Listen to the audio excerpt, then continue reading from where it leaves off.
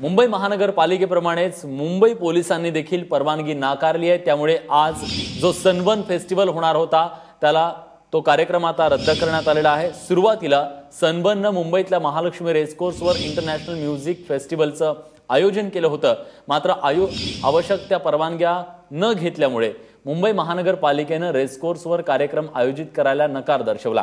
तसंच या कार्यक्रमाचं तिकीट खरेदी करू नये असं आवाहनही केलं।